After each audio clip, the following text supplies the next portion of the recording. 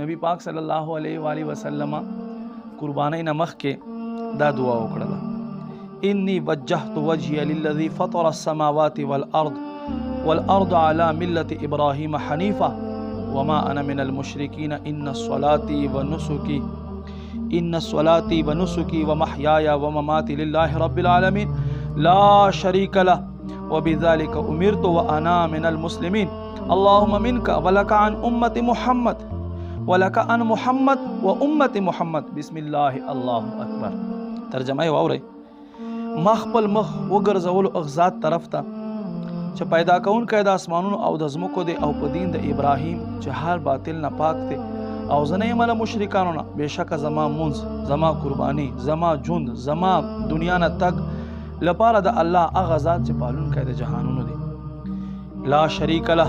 د لره څوک شریک نشته، وبذلک امرتو، او په دې خبرې سره زه امر کړلی شوی یم، وانا من المسلمین، او زه یم له مسلمانو نه، اللهم منک، ای الله ستا په توفیق سره، ولک، او ستا لره، ان محمدین، اے اللہ تے محمد نہ قبول کے، و امته، او دے محمد دو امت نے قبول کے، بسم اللہ اللہ اکبر، اللہ په نوم سره شروع او الله لواړو نه